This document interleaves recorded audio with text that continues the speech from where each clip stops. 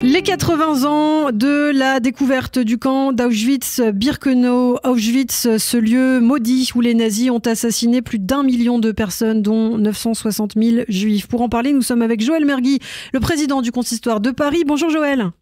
Bonjour Ilana, bonjour à toutes et à tous. Merci beaucoup d'être avec nous ce matin. Alors effectivement, on parle de cet anniversaire avec ces cérémonies qui ont eu lieu hier en Pologne, qui ont réuni des dizaines de chefs d'État, dont Emmanuel Macron. Qu'est-ce qu'il représente pour vous justement cet anniversaire et pourquoi c'est important 80 ans après de le commémorer? Il représente l'une des pages les plus douloureuses de l'histoire de l'humanité. 80 ans après, nous sommes peut-être dans les dernières cérémonies où nous allons avoir le privilège, je dis bien le privilège et la responsabilité d'entendre encore les derniers témoins de la Shoah, les côtoyer, les entendre, ces témoignages de personnes presque centenaires qui ont encore la force de témoigner.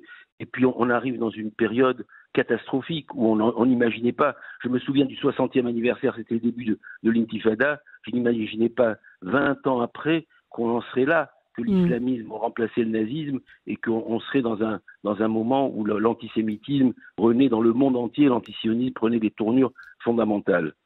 Alors il y a ces chiffres qui sont assez dramatiques. 46% des Français âgés de 18 à 29 ans n'ont pas entendu parler de la Shoah. Qu'est-ce que ça vous inspire et qu'est-ce que ça dit aussi de la difficulté d'enseigner, de transmettre cette page de l'histoire?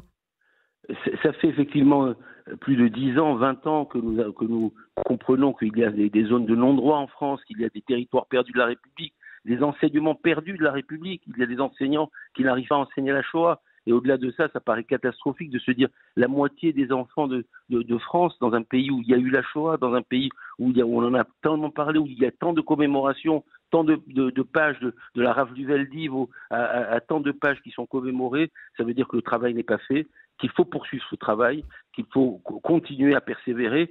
Mais, je le répète, la commémoration de la Shoah, la connaissance de la Shoah n'est plus le seul protecteur contre l'antisémitisme et l'antisionisme. Il faut mieux connaître l'histoire du judaïsme et l'histoire des juifs. Et l'un des messages que je lance régulièrement et que j'ai envie de lancer aussi sur cette antenne, c'est fondamental de transmettre l'histoire de la Shoah.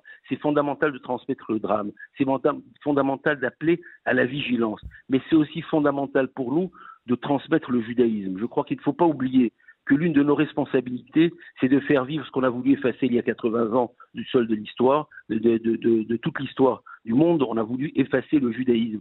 Et donc notre responsabilité, en même temps que de commémorer, d'écouter les témoins, c'est de faire vivre toutes ces étincelles de judaïsme que nous avons en nous, de faire vivre et de faire exister l'État juif, l'État d'Israël. Et je crois que 80 ans après, c'est aussi une des leçons que nous devons tirer, c'est que nous ne devons pas donner une victoire posthume à ceux qui ont voulu et qui veulent nous terroriser, mais au contraire de continuer à vivre et à faire vivre nos valeurs. Eh bien, merci beaucoup Joël Mergui pour ce message ce matin sur Radio J, président du consistoire de Paris. Merci infiniment d'avoir été avec nous en direct. On vous retrouve très bientôt sur Radio J.